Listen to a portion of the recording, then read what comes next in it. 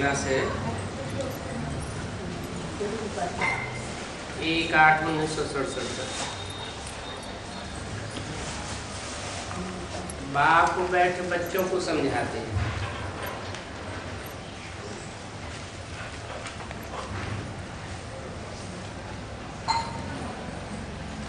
कौन सा बाप? ऊंचते ऊंच बाप और उनके ऊंचते ऊंच बच्चे।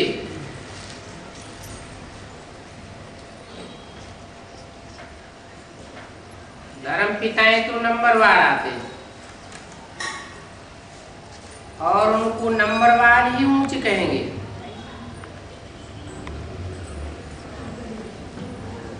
उन धर्म पिताओं से भी ऊंचते ऊंच कहा जाता है,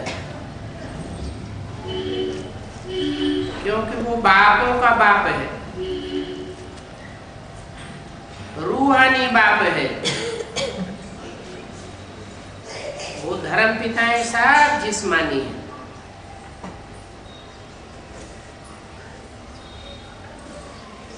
और जिस्मानी ज्ञान देने वाले हैं। रूहानी बाप अपने रूहानी बच्चों को आकर के उठाते हैं, समझाते हैं, बच्चे तुम अपनी रूह को भूल गए, जिस्मानियों के संग में आते आते तुम अपन को जिस्म समझ बैठे, देह के सुख भोगते भोगते आत्मा अपन को देह समझ बैठी। अभी बाप तुम बच्चों को समझाते हैं और दुनिया वालों को नहीं समझाते।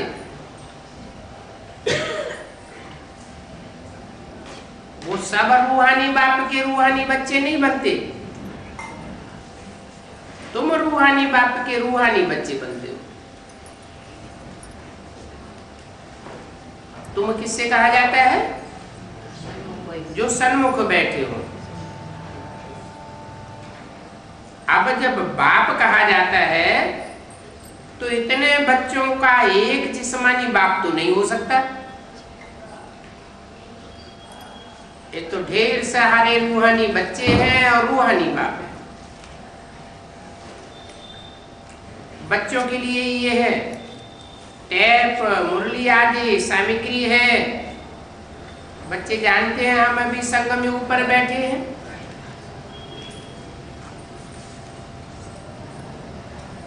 और कोई युग में तो आते नहीं। जैसे गीता में लिख दिया है, संभवामि युगे युगे हर युग में आता हूं। हर युग में आऊंगा तो गिरती कला का युग बनाऊंगा क्या?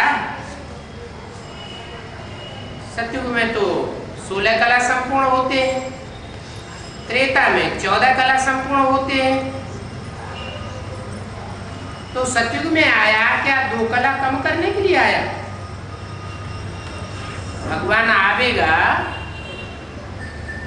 तो सृष्टि का उत्थान करेगा या पतन करके जावेगा? त्रेता में कहते हैं राम भगवान बन के आया। अब त्रेता भी 14 कला संपूर्ण, द्वापर को शास्त्रों में 8 कला संपूर्ण बताया। तो इतनी कलाएं गिराने के निमित्त भगवान बनेगा क्या? फिर कहते हैं द्वापर में कृष्ण बन करके आया। कृष्ण के रूप में भगवान आया और 8 कला संपूर्ण द्वापर को खलास करके पापी कलयुग की स्थापना करके गया।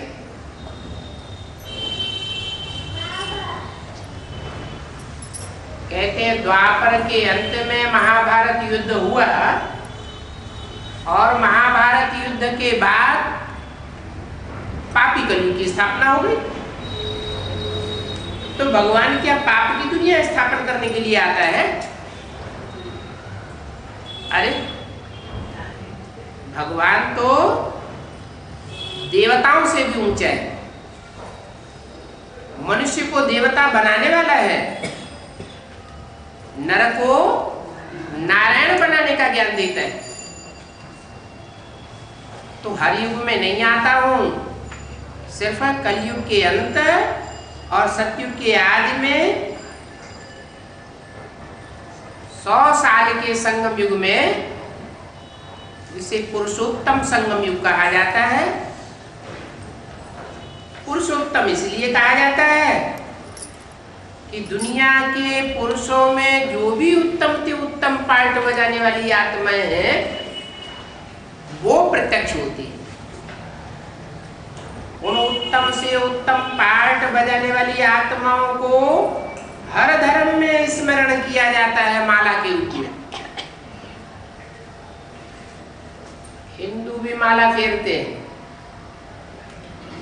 इस्लामी मुस्लिम भी माला फेरते हैं, क्रिश्चियन भी माला फेरते हैं,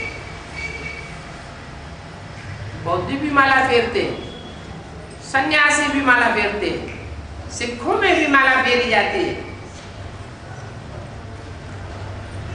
दुनिया के हर धर्म के लोग माला रूपी संगठित उन आत्माओं को मणकों के रूप में याद करते हैं। उन श्रेष्ठ से श्रेष्ठ मणकों को ऐसा श्रेष्ठ बनाने वाला कौन, संगठित करने वाला कौन, यूनिटी उनकी बनाने वाला कौन, जो एक सूत्र में पिरोए जाते हैं,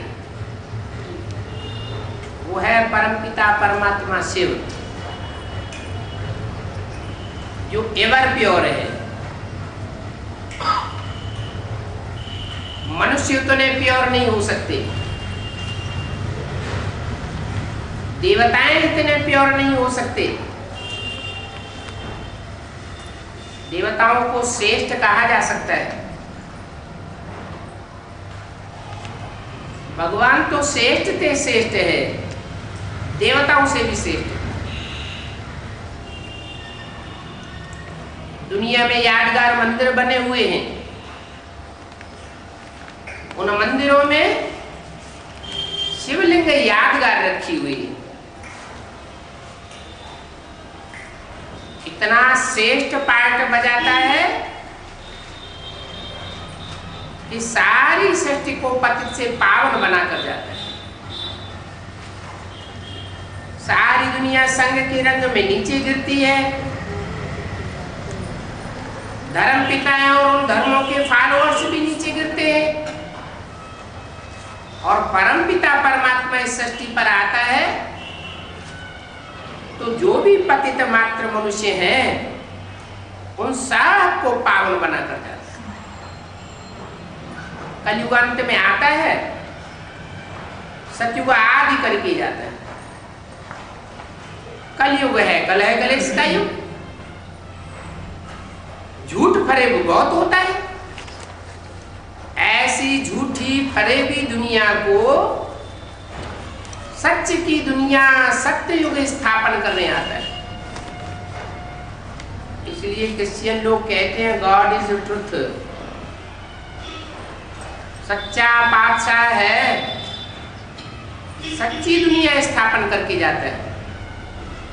झूठों की दुनिया खलास हो जाती है, तो हर युग में नहीं आता है। वो सिर्फ पुरुषोत्तम संगम युग में आता है। पुरुषों में जो उत्तम उत्तम पार्टधारी आत्माएं हैं, 84 का चक्र लगाने वाली, उन आत्माओं को संसार में प्रत्यक्ष करके जाता है। जो हर धर्म में माला के रूप में स्मरण की जाती है। तो बच्चे जानते हैं कि हम बैठे हैं पुरुषोत्तम बनने के लिए। रूहानी बाप के रूहानी बच्चे, जिनको रूहानी बाप समझाते हैं, वो क्या जानते हैं हम किस लिए बैठे हैं? पुरुषों में उत्तम बनने के लिए पुरुष कहा जाता है आत्मा को। ये शरीर रूपी पूरी है और शरीर रूपी पूरी में आत्मा आराम से बैठी हुई है,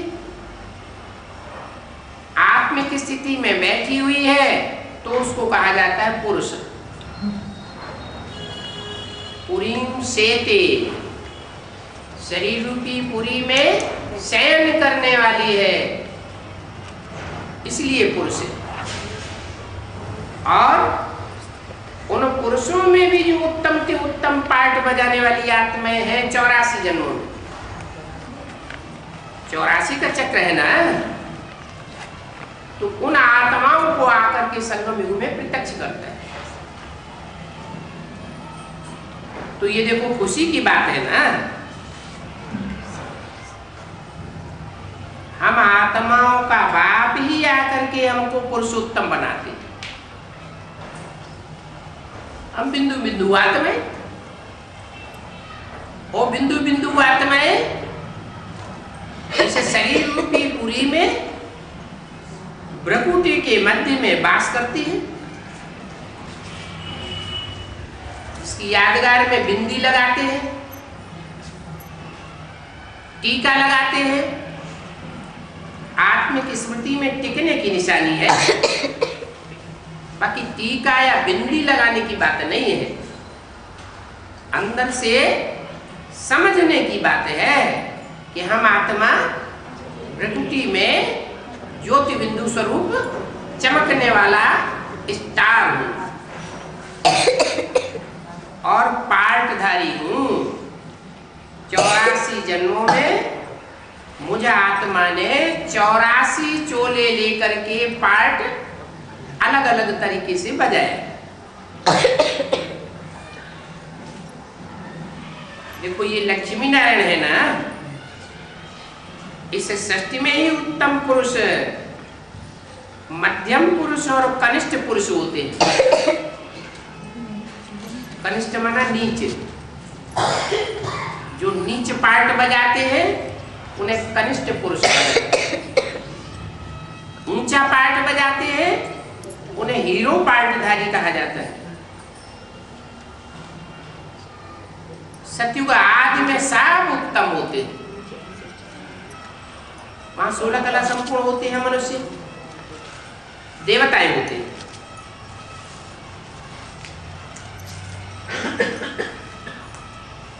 बीच द्वापर में, त्रेता के आदि में मध्यम बन जाते हैं, 8 कलाएं रह जाती हैं, और कलयुग के अंत में सब कनिष्ठ बन जाते हैं, नीच बन जाते हैं। क्यों? क्योंकि दुनिया की हर चीज 4 अवस्थाओं से पसार होती है, सतो प्रधान, सतो सामान्य, रजो और तमो। बच्चा पैदा होता है, बच्चे को कोई विकार नहीं होता, न काम, न क्रोध, न लोभ, न मोह, न अहंकार। बच्चे को महात्मा कहा जाता है। थोड़ा बड़ा होता है, दुनियादारी का संग लगता है, किशोरावस्था आती है, तो थोड़ी कमी आने लगती, थोड़ा थोड़ा विकार प्रवेश करते हैं। नौजवान होता है, पूरा ही विकार प्रवेश कर जाते हैं, और बुढ़ापा आता है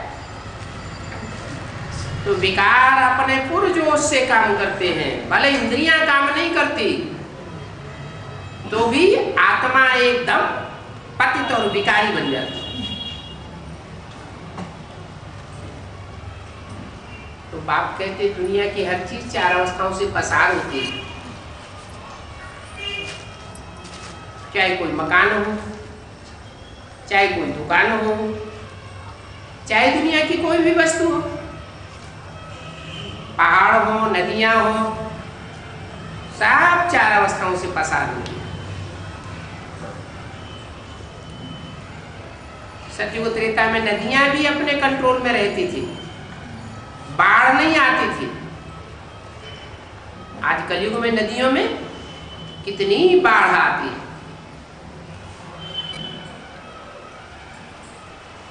तो मनुष्य समझते हैं कि जब कलयुग का अंत होगा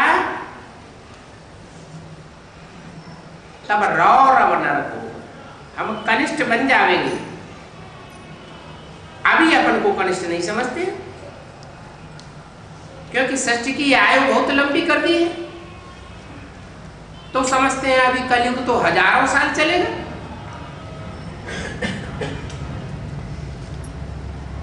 तो अपन को नीचे नहीं समझते। बाप आकर बताते हैं अब ये कलयुग का अंतिम चरण है। जैसे आज से 5000 साल पहले महाभारत युद्ध हुआ था, यादवों के पेट से मूसल निकले थे। वो समझते हैं लोहे के कोई मूसल पेट में से निकले होंगे। ये तो बुद्धि रूपी पेट है। जिस बुद्धि रूपी पेट में से रूस और अमेरिका रूपी यादवों ने मिसाइल्स तैयार किए, एटम बम तैयार किए, जिनसे सारी दुनिया का विनाश कर देते, खुद भी नष्ट हो जाते। अभी 5000 साल का चक्र फिर से रिपीट हो रहा है।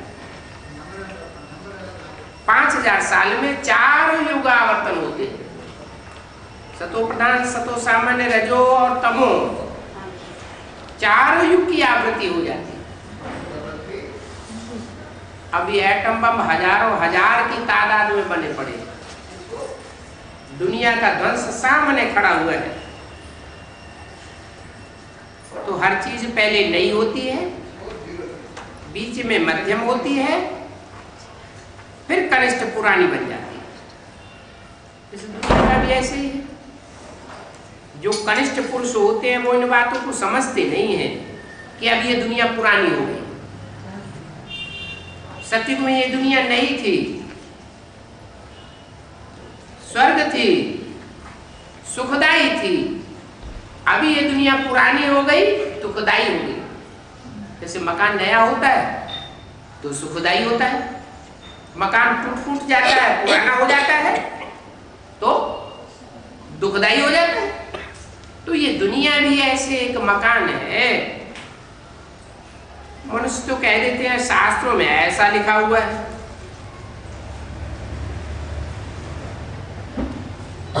कि अभी कलयुग तो हजारों वर्ष चलेगा।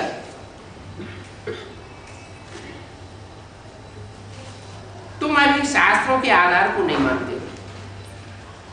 क्यों नहीं मानते हो? सारी दुनिया शास्त्रों के आधार को मानती है, तुम क्यों नहीं मानते? इसलिए नहीं मानते कि शास्त्र ढेर के ढेर मनुष्यों के लिखे हुए, और मनुष्य सब विकारी होते, सब मनुष्य नीचे गिरते जाते हैं और दुनिया भी नीचे गिरती जाती है।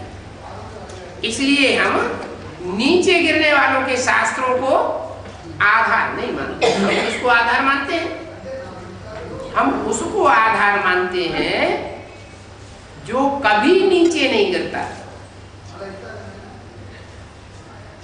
शास्त्रों में गायन है, कीर्तन करते हैं, अच्युतम, जो कभी ऊपर से नीचे नहीं गिरता है, कभी पतित नहीं होता, सदा पावन है, सदैव एवर प्योर है, सदैव उसकी पूजा होती है। उस शिव की वाणी को हम मानते हैं। वो शिव वाणी कैसे चलाता है? वो पतित नहीं होता, सदैव पावन है, तो जरूर वो इस देह का सुख नहीं भोगता है। और जो भी मनुष्य मात्र आत्मा है, सब देह का सुख भोगने वाली है। चाहे राम की आत्मा हो, चाहे कृष्ण की आत्मा हो, चाहे कोई भी हो, सब देह के सुख भोगते भोगते नीचे गिरते हैं। और शिव, शिव की तो यादगार मंदिर में बनी हुई है। क्या यादगार बनी हुई? वो यादगार बनी हुई है शिवलिंग जहां रखा हुआ है वो जलाधारी दिखाई गई, स्त्री का अंग दिखाया गया। सदैव उसमें बैठे हुए भी वो कभी क्षीणता को प्राप्त नहीं होता। इसलिए शिव के साकार विग्रह शंकर को अमोघ वीर्य दिखाया गया शास्त्रों में। फिर उनके लिए ये भी दिखाते हैं कि वो जन्म मरण के चक्र में नहीं आते, उनका जन्म और मृत्यु होती ही नहीं। मृत्यु उसकी होगी जो पतन में जाएगा। जिसका जन्म होगा उसकी मृत्यु होगी। फिर ये बेहद की भी बात है।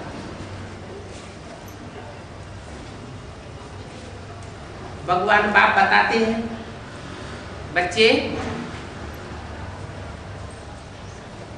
तुम मेरे रूहानी बच्चे हो। जो रूहानियत की स्टेज में टिकने वाले बच्चे हैं वो निश्चय बुद्धि होते, उनको कभी अनिश्चय पैदा नहीं होगा। ईश्वरीय ज्ञान लेने के बाद ईश्वर पर पक्का निश्चय होगा, ईश्वर की रचना पर पक्का निश्चय होगा। अर्थात जो भी भगवान का ब्रह्मा द्वारा रचा हुआ ब्राह्मण परिवार है, उस ब्राह्मण परिवार को धोखा देने वाले नहीं, सदैव विश्वासी और निश्चय बुद्धि होंगे। और ब्राह्मण परिवार पर पूरा निश्चय, भगवान पर पूरा निश्चय, इस ड्रामा पर पूरा निश्चय। जो ड्रामा आकर के बाप बताते हैं कि ये ड्रामा है इस दुनिया का, 4 युगों में कैसे सृष्टि आवर्तन होती है, तुम कैसे पतित से पावन बनते हो, फिर पावन से पतित बनते हो। ये पक्का निश्चय बुद्धि जो बच्चे होते हैं उनको कहते हैं जिंदा बाप के बच्चे, जीवित हैं। अनिश्चय बुद्धि नहीं, अनिश्चय बुद्धि माना मर गए, बाप को भूल गए माना मर गए। और बाप की याद पक्का है, बाप के ऊपर पक्का निश्चय है कि हम ऊंचे ऊंचे बाप के बच्चे हैं, तो जैसे जिंदा है। तो ऐसा ऊंचे ऊंचे भगवान आकर के हमको कोई शास्त्र पढ़ करके नहीं सुनाते। वो धर्म गुरु, वो विद्वान पंडित आचार्य, वो सन्यासी पहले शास्त्र पढ़ते हैं, फिर पढ़ करके मजलिस में सुनाते हैं। मैं कोई शास्त्र नहीं पढ़ करके सुनाता। हाँ, मैं जो कुछ आकर के सुनाता हूं उसके बाद में शास्त्र बनते हैं। जो श्रेष्ठ पढ़ाई पढ़ने वाले हैं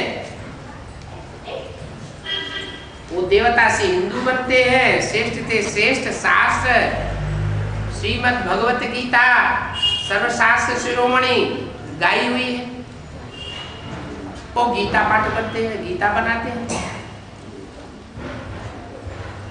फिर मुसलमान आते हैं, वो कुरान बनाते हैं। बौद्धी आते हैं, धम्मपद बनाते हैं। चाहे कोई भी शास्त्र हो, उन शास्त्रों में जो भी अच्छी अच्छी बातें हैं, वो अच्छी बातें सब मैंने ही आकर के संगम युग में सुनाई है।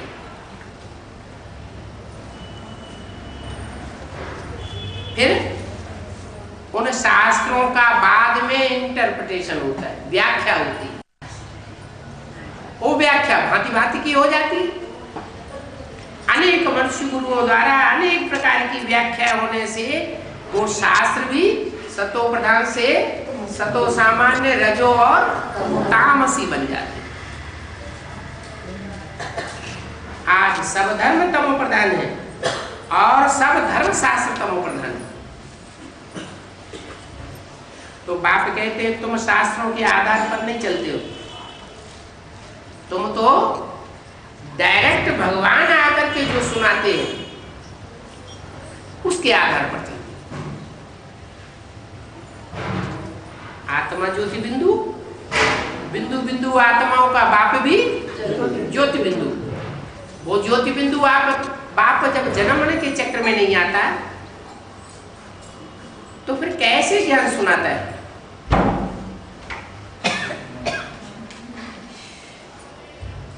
वो इस मनुष्य सृष्टि का जो हीरो हीरोइन के रूप में पार्टधारी आत्माएं हैं उनमें आकर के प्रवेश करता है। इसे पुरुषोत्तम संगम। हीरो पार्टधारी राम और हीरोइन का पार्ट बजाने वाली आत्मा कृष्ण, ये सृष्टि के माता पिता के रूप में संसार में प्रत्यक्ष होते हैं। माता है ब्रह्मा। शास्त्रों में जो नाम दिए हुए हैं काम के आधार पर नाम दिए। ब्रह्म ने बड़ी, मां माने मां, अर्थात सृष्टि की बड़े से बड़ी मां, जिसकी कोई मां हो नहीं सकती, जिसने सहन शक्ति का बड़े से बड़ा पार्ट बजाया, महान से महान पार्ट बजाया, उस ब्रह्मा के मुख कमल में प्रवेश करके वो ज्ञान सुनाता है। शास्त्रों में लिख दिया है ब्रह्मा के मुखों में से ब्राह्मण निकले। अब कोई मुख में मशीन थोड़ी रखी हुई थी कि उसमें से ब्राह्मण निकल पड़े, नहीं।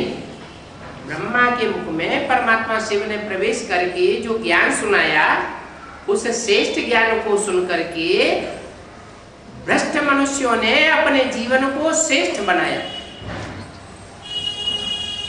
पढ़ाई से ही मनुष्य श्रेष्ठ बनता है, वो मनुष्यों की पढ़ाई होती है, ये भगवान की पढ़ाई है।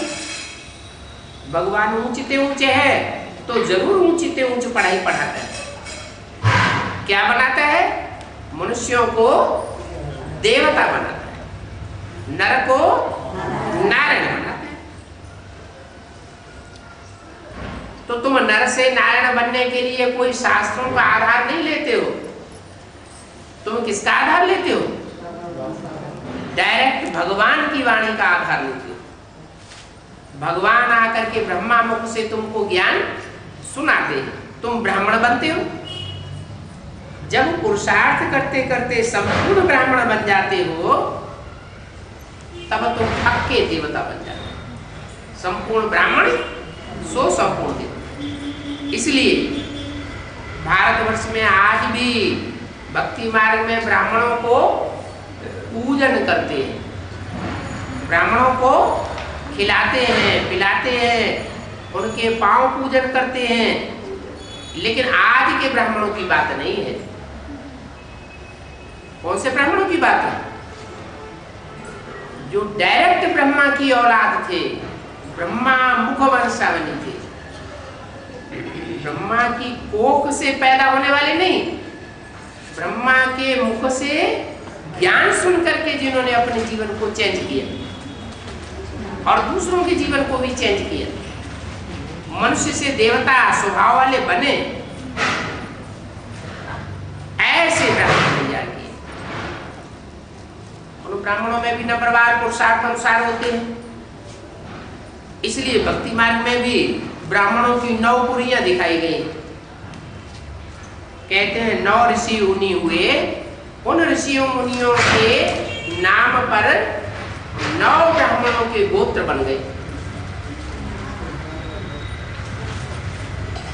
वास्तव में वो 9 ऋषि मुनि अभी तैयार होते, जिनकी संसार में अष्टदेवों नवग्रहों के रूप में पूजा होती है,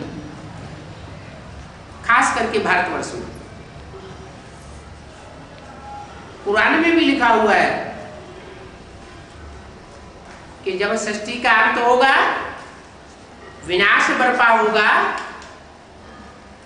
उस समय खुदा के तख्त को 8 फरिश्ते उठाएंगे। उनमें मुख्य फरिश्ता होगा जब्राइल। क्या मुख्य फरिश्ता होगा? जबरदस्त जब्राइल। तो हर शास्त्रों में इसी संगम युग के समय की यादगार लिखी हुई है, परंतु वो शास्त्र मनुष्यों के लिखे हुए हैं, उनमें मिक्सचरिटी बहुत है, सच्चाई कम है और मिक्स बातें जास्ती। भगवान कोई बैठ करके शास्त्र नहीं सुनाते।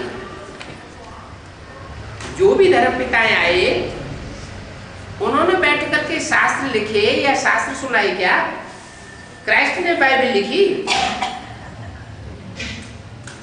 मोहम्मद ने कुरान लिखी,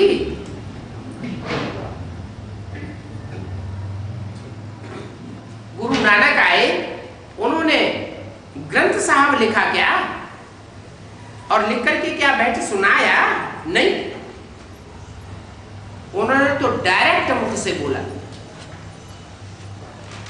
फिर सैकड़ों वर्षों के बाद, 100, 200, 400 वर्ष के बाद उन्होंने जो सुनाया, उनके फॉलोअर्स ने उसको कागज में लिख लिया और वो शास्त्र बन गए।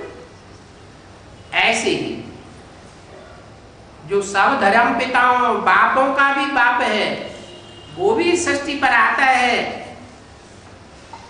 तो कोई शास्त्र बनाता नहीं है, पढ़ करके नहीं सुनाता है। क्या करता है? वो डायरेक्ट सुनाता है, मुख से सुनाता है।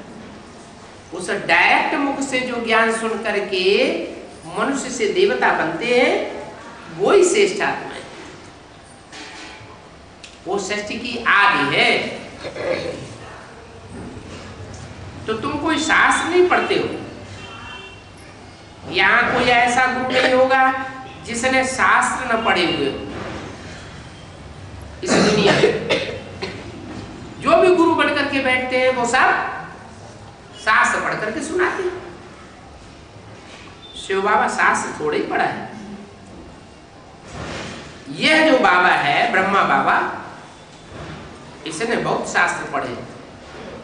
माने मैं जिसमें प्रवेश करता हूं वो शास्त्रों को पढ़ सकता है। माने रामकृष्ण की आत्माएं शास्त्र पढ़ने वाली हो सकती है, लेकिन उनमें प्रवेश करके जो ज्ञान सुनाने वाला है शिव, वो शास्त्र पढ़ा हुआ नहीं है। तो जिन जिन बातों पर संशय पड़ता है, फिर उन बातों को समझाना पड़ता है।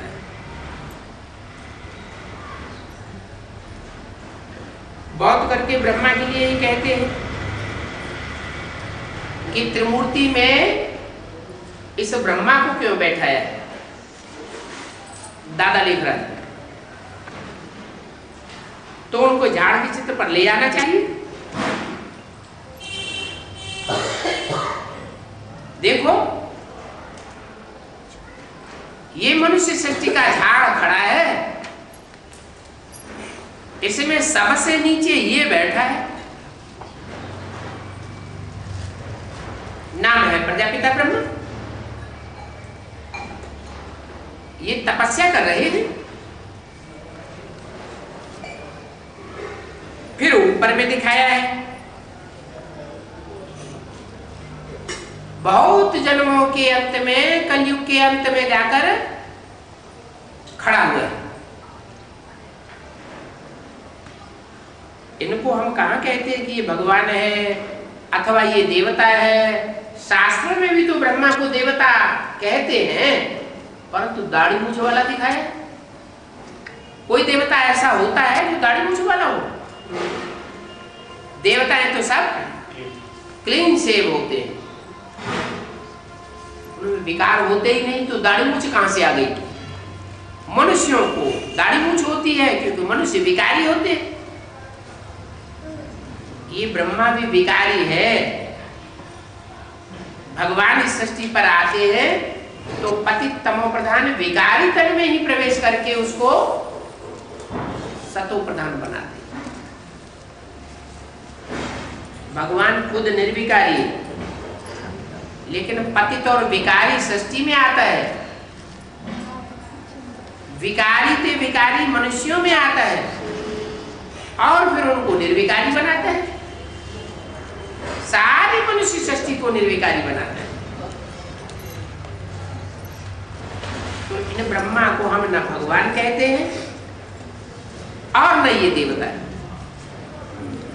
हाँ, इसमें वो निराकार शिव प्रवेश करके वाणी जलाता है, उसको हम मुरली कहते हैं। मुरली नाम इसलिए है कि शास्त्रों में कृष्ण की मुरली को मीठी तान दिखाई गई है, मीठी वाणी है। मीठी वाणी उसकी यादगार है मुरली, बांसुरी। पहले बच्चे को पाला जाता है तो माँ बच्चे को, छोटे बच्चे को मारना शुरू कर देती है या प्यार से पालती है? तो भगवान भी इस सृष्टि पर आता है तो ब्रह्मा के मुख से जो ज्ञान सुनाता है वो मीठी मीठी ज्ञान की लोरी सुनाता है, मीठा मीठा ज्ञान सुनाता है। वो मीठा मीठा ज्ञान सबको पसंद आता है। जो जो बच्चा बुद्धि बच्चे भोले भाले हैं सब उस ज्ञान को पसंद करते हैं। इसलिए शास्त्रों में उस ज्ञान को बांसुरी अथवा मुरली कहा है। क्यों? क्योंकि उसी मुख से ये वाणी सुनाई जाती है जो मुख धारण करने वाली आत्मा सतयुग के आदि में कृष्ण थी, 16 कला संपूर्ण। वही कृष्ण वाली आत्मा 84 जन्म लेते लेते अंतिम जन्म में आकर ये बूढ़ा ब्राह्मण बनती है। उस बूढ़े ब्राह्मण में परमात्मा शिव प्रवेश करते हैं और उसका नाम देते हैं ब्रह्मा। जो मीठी वाणी सुनाई जाती है उस मुरली की यादगार है, बांसुरी की यादगार है, मीठी तान की यादगार है। बाप कहते हैं मैं बहुत जन्मों के अंत में इनमें प्रवेश करता हूं। 83-84 जन्म होते हैं मनुष्य के, अंतिम जन्म में प्रवेश करता हूं। समझाने वाला बड़ा अकलमंद चाहिए।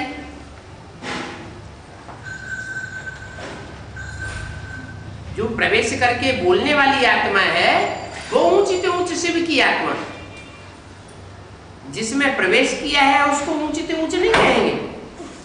ब्रह्मा ही अगर ऊंच होता तो दुनिया में ब्रह्मा के मंदिर होते? ब्रह्मा के मंदिर होते? नहीं होते। पूजा होती है? नहीं होती। मूर्तियां बनती हैं? नहीं होती। इससे साबित होता है ब्रह्मा ऊंचे से ऊंचे नहीं है। ब्रह्मा तो पतित तन का नाम है। उस पतित तनधारी दाढ़ी मूछ वाले मनुष्य को भगवान बैठ करके फिर मनुष्य से देवता कृष्ण अथवा नारायण जैसा बनाते हैं। पहले नीचे फिर बाद में ऊंच बनता है। इसलिए शास्त्रों में गायन पड़ गया पहले श्याम माने काला और बाद में सुंदर। श्याम सुंदर नाम पड़ा हुआ है। माने कलयुग के अंत में काले ते काला और सतयुग के आदि में गोरे थे गोरा।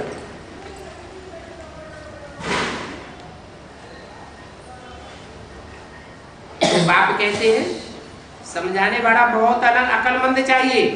एक भी बेअकल निकलता है तो सभी ब्रह्मा कुमार कुमारियों का नाम बदनाम हो जाता है, क्योंकि पूरा समझाना नहीं आता, अधूरा ज्ञान धारण करते हैं। हाँ, ये तो कहेंगे कि कंप्लीट पास तो सब अंत में ही होंगे। अभी कंप्लीट पास तो कोई है नहीं। इस समय 16 कला संपूर्ण कोई बन नहीं सकता।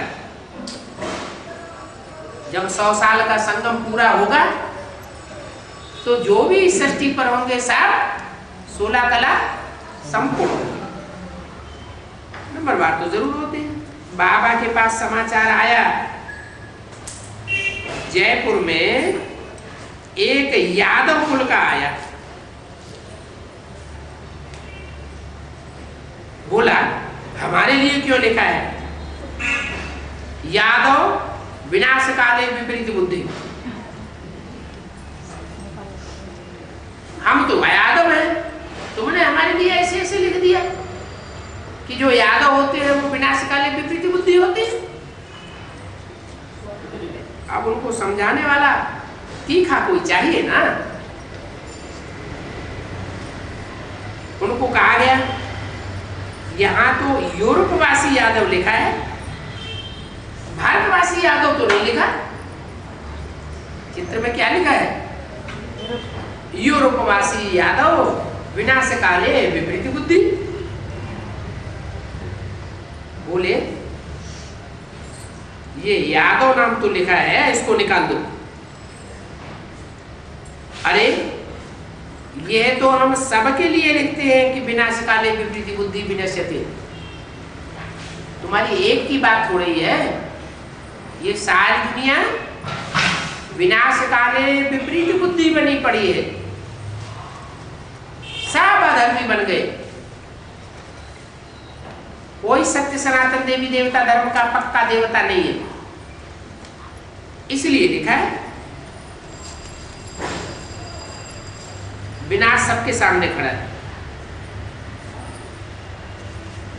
जिनको परमपिता परमात्मा से प्रीति नहीं है वो विनाश काले विपरीत बुद्धि ठहरे ना।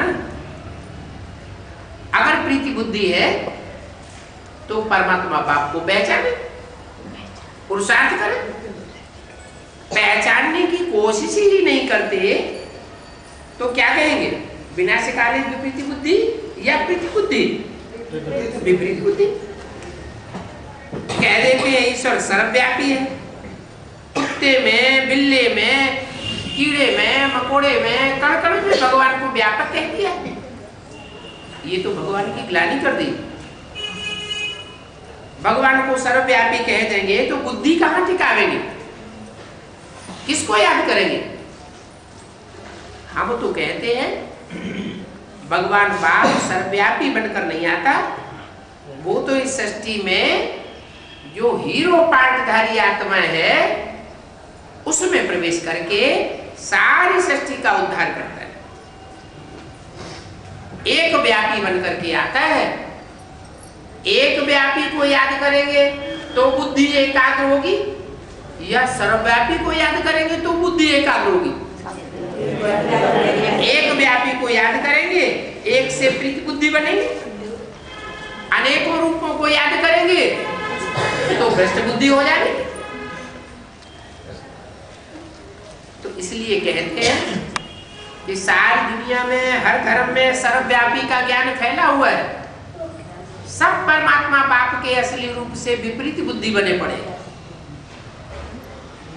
तुम्हारी अकेले की बात नहीं है, सबके लिए कहते हैं ये सारी दुनिया विपरीत बुद्धि विनश्यते। विनाश सामने खड़ा हुआ है, विनाश के काल के गाल में जाने वाले। अब तो तुमको सच्चा रास्ता बताते हैं।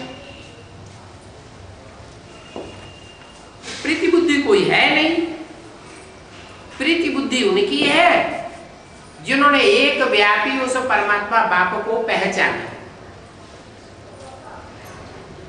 पहचानने की निशानी क्या होगी, पहचाना होगा तो बाप जो कहेगा सो मानेगा, बाप की मत पर चलेगा। नहीं पहचाना होगा तो मनुष्यों की मत पर चलेगा या मनमत पर चलेगा। इस पर तुम समझा सकते हो कि जो प्रीति बुद्धि है परमात्मा बाप से,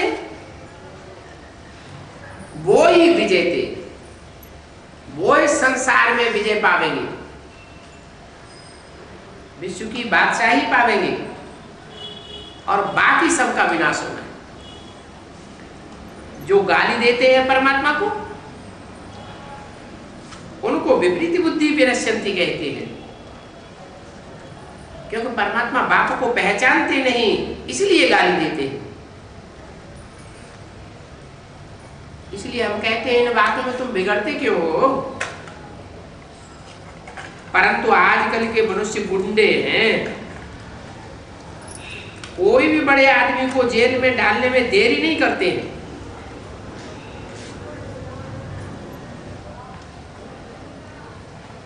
दुश्मनी होती है तो फिर कोई ना कोई इल्जाम लगाए देते हैं, झूठे झूठे इल्जाम लगाते हैं,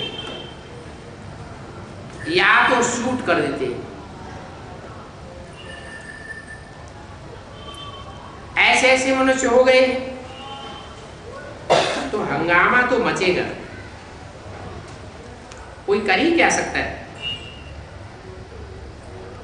पुलिस का पहरा है, मिलिट्री खड़ी है, फिर भी गोलियां गैस चला देते हैं। पुलिस खड़ी रहती है, मिलिट्री खड़ी रहती है, फिर भी गोलियां चला देते हैं। बाबा को लिखते हैं कि गुंडे लोग कहते हैं हम आग लगाए देंगे, हम यह कर देंगे। बाबा ने तुमको कहा था इंश्योर करा दो। बाबा जानते हैं इंश्योर हो सकता है। बाबा तो राय देते हैं, करने वाले करें भी ना, सिर्फ कहना थोड़े ही है कि ये होना चाहिए, यह करना चाहिए। तुम करो या ना करो। बड़े से बड़ा इंश्योरेंस मैग्नेट अभी आया हुआ, कहते हैं तुम अपना तन मन धन धाम स्वर्ग परिवार सब इंश्योर करा दो। तो बाप गारंटी कह देते हैं क्या कि तुम और तुम्हारे जो भी सगी संबंधी हैं सब ज्ञान में चलेंगे, सब नई दुनिया में जाते हैं। परंतु बुद्धि में बैठता नहीं है। बाबा फिर भी राय देते हैं।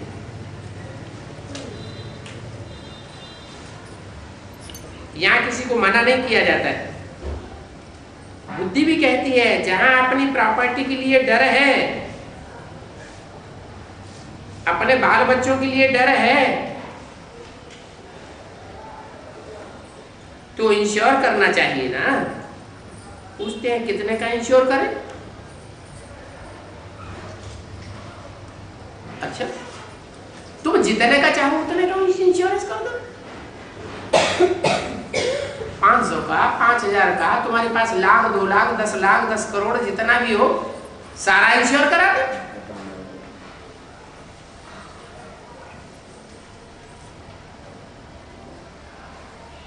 कहते हैं ये तो एक एक पिक्चर भगवान के हैं, ये तो बहुत कीमती चीज है,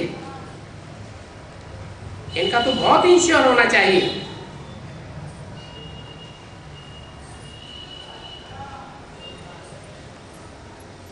बच्चे कहते हैं कि एक एक पिक्चर तो बहुत, एक एक चित्र तो बहुत कीमती है। अरे भगवान को थोड़े इंश्योर करना है। तुम इंश्योर करते हो पिक्चर्स को, कभी पिक्चर्स जल जाएंगे तो सब भर करके देवेंगे। कम जलेगा तो इतना, थोड़ा भर करके देवेंगे। अब एक तरफ तो कहते हैं इंश्योर करा दो, दूसरी तरफ मुरली में कहते हैं ये इंश्योर कंपनियां वगैरह सब फेल हो जाएंगी, चारों तरफ विनाश होगा। कहां कहां किसको किसको इंश्योर भर के देंगे, इंश्योरेंस भर के देंगे। तो कौन सी इंश्योरेंस की बात है? ये बेहद के इंश्योरेंस की बात है इस ईश्वरीय गवर्नमेंट में जितना इंश्योर करते जाएंगे तुम बच्चे निर्भय बनते जाएंगे।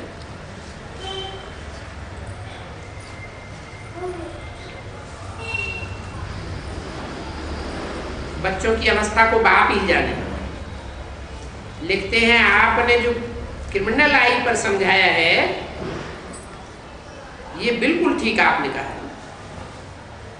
बाबा नाम नहीं बता सकते, नहीं तो फिर उनको इस दृष्टि से देखते रहेंगे, गुनगुन करते रहेंगे, फिर बिगड़ने में देरी नहीं करते।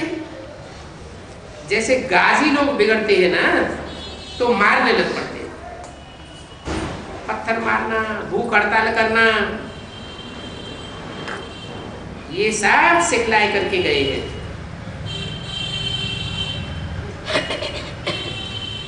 कौन सिखला के गए? तो अभी वह सब करते रहते हैं, दिन प्रतिदिन तमो प्रधान बनते जाते हैं। वो तो समझते हैं कलयुग अर्जुन रेगड़ी पहन रहा है, अज्ञान नींद में बिल्कुल सोए हैं। कभी कभी कहते भी हैं लड़ाई है तो जरूर भगवान कोई रूप में होगा, रूप नहीं बताते, सिर्फ कहते हैं। बड़े बड़े ज्योतिषी भी कहते हैं भगवान कोई रूप में आया हुआ है, परंतु बताते नहीं है किस रूप में आया हुआ है। रूप तो बताते ही नहीं, उनको जरूर कोई रूप में प्रवेश होना है। भाग्यशाली रथ गाया जाता है तो रथ तो आत्मा का अपना होगा ना।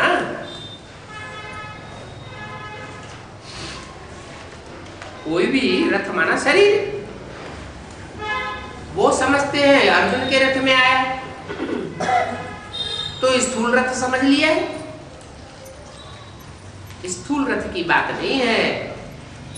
ऐसे तो शास्त्रों में लिखा भी है शरीरम रथम विद्धि इंद्रियाणि हयान्याहो, शरीर को रथ समझ, इंद्रियों को घोड़ा समझ, फिर भूल जाते हैं ये शरीर ही रथ है। कोई शरीर रूपी रथ में ही परमात्मा प्रवेश करके आते हैं, उनको कहा जाता है भाग्यशाली रथ। क्यों भाग्यशाली रथ कहा जाता है?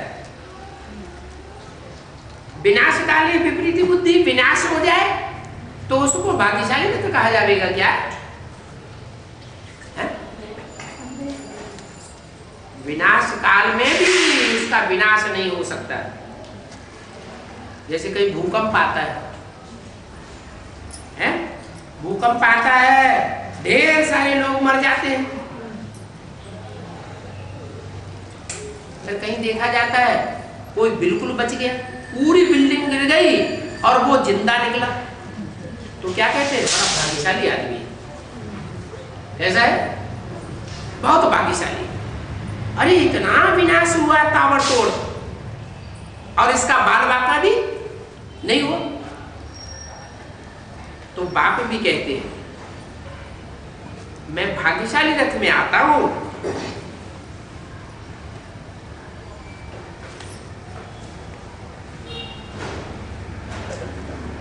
बाकी जो प्रवेश करने वाली आत्मा है वो जन्म नहीं लेती, वो है सुप्रीम सोल। वो सुप्रीम सोल इन रामकृष्ण के ही बाजू में बैठ करके ज्ञान देते। जो रामकृष्ण की आत्मा थी सत्युग त्रेता में, वो ही जन्म लेते लेते अंतिम 84वें जन्म में ये रूप धारण करती है।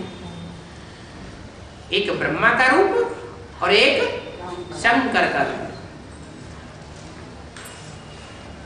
षष्ठ के आदि में उनके नाम दे दिए हैं कृष्ण और राम, और अंत में उनका नाम पड़ता है ब्रह्मा और शंकर।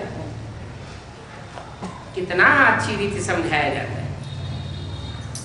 ये त्रिमूर्ति चित्र है ना, त्रिमूर्ति तो ब्रह्मा विष्णु शंकर को ही कहेंगे।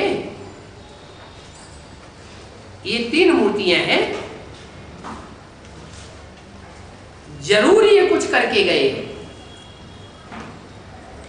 जिनकी यादगार में आज भी झंडारोहण करते हैं। रथ कहो, शरीर रूपी वस्त्र कहो, बात तो एक ही है। ये 3 कपड़े हैं, 3 शरीर रूपी वस्त्र हैं। एक लाल वस्त्र क्रांति करने वाला, सारी दुनिया में ज्ञान की क्रांति कर देता है, इसलिए लाल वस्त्र दिखाया गया।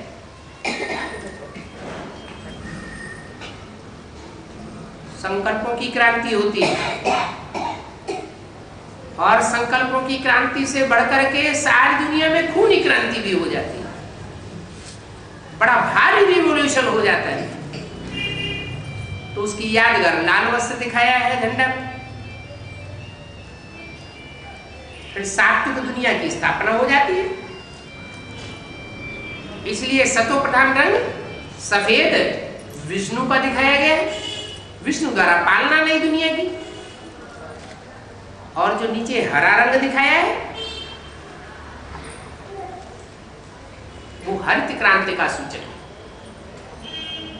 हरेक मन में जो भी परमात्मा बाप की ब्रह्मा द्वारा वाणी सुनता है उसका मन हरा हो जाता है, दुखों की दुनिया भूल जाती है, इसलिए वो हरा वस्त्र भी दिखाया हुआ। तो जरूर ये ब्रह्मा विष्णु शंकर के ये जो प्रतीक वस्त्र दिखाए गए हैं, जिनके यादगार में गाते हैं विश्व विजय करके दिखलावे, तब हो रे पूर्ण हमारा झंडा ऊंचा रहे हमारा। अरे कपड़े का झंडा क्या विश्व विजय करेगा, या मनुष्य विजय? विश्व विजय करते हैं, मनुष्य विजय भी करते हैं। तो ऐसे कोई 3 वस्त्रधारी मनुष्य हुए हैं इस सृष्टि पर, जिन्होंने सारी दुनिया के ऊपर विजय पाई है। उनकी यादगार में ये भारतवर्ष में झंडारोहण करते हैं। फिर गाते हैं विश्व विजय करके दिखलावे, तब हो रे प्रणपूर्ण हमारा।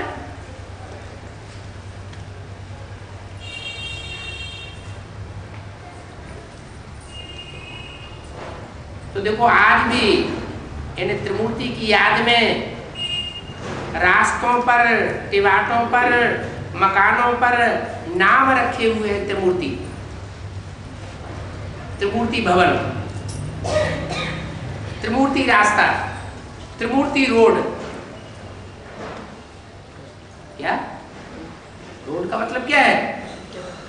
इन्हें 3 के बताए हुए रास्ते पर चलो, उसकी यादगार में रोड का नाम रख दिया त्रिमूर्ति। जैसे इस रोड का सुभाष मार्ग नाम रखा है। सुभाष की हिस्ट्री तो सब जानते हैं, उनके बच्चे बैठे हिस्ट्री आदि लिखते हैं, फिर उनको बनाए कर बड़ा कर देते हैं। कितनी भी बड़ाई बैठ लिखे, जैसे गुरु नानक का पुस्तक कितना बड़ा बनाया है, गुरु ग्रंथ साहब, इतना बड़ा पुस्तक गुरु नानक ने तो बैठ लिखा नहीं। ज्ञान के बदली भक्ति की बातें लिखते गए, ज्ञान बिल्कुल है नहीं, ज्ञान को लिखने की दरकार नहीं। क्या ज्ञान तो रूबरू मुख से सुनाया जाता है। ज्ञान माना जानकारी, सच्चाई की जानकारी सिवाय सत्य परमात्मा के कोई सुना ही नहीं सकता। तो पुस्तकें पढ़ाने की कोई बात नहीं है, दरकार नहीं है। ये ईश्वरीय ज्ञान तो रूबरू सुनाने की चीज है। ये चित्र आदि भी बनाए जाते हैं समझाने के लिए। ये तो जानते हैं इन आंखों से जो कुछ दिखाई पड़ता है ये सब भस्म हो जाते हैं। ये पुस्तकें आदि, ये शास्त्र आदि कोई रहने थोड़े ही हैं, बाकी आत्मा तो यहां रह ही नहीं सकती। आत्मा शरीर छोड़ेगी तो उड़ेगी, या तो देहभान छोड़ेगी तो उड़े। दो तरीके से आत्मा उड़ती है, या तो आत्मा बन जाए, देह का ममत्व छूट जाए, तो आत्मा इस शरीर को छोड़ के ऊपर उड़ती रहेगी जैसे फरिश्ता। इस देह का आकर्षण खत्म हो जाएगा। और जो आत्मा नहीं बनेंगे, देहभान में रहेंगे, परमात्मा बाप की पढ़ाई नहीं पढ़ेंगे, स्वस्थिति में स्थित होने की प्रैक्टिस नहीं करेंगे, उनको फिर जरा बड़ियन विनाश में शरीर छोड़ना पड़े, वो आत्माएं भी ऊपर उड़ेंगी। तो शरीर के साथ कोई सृष्टि पर रह नहीं सकता। देहभान खत्म करना पड़े या तो देह खत्म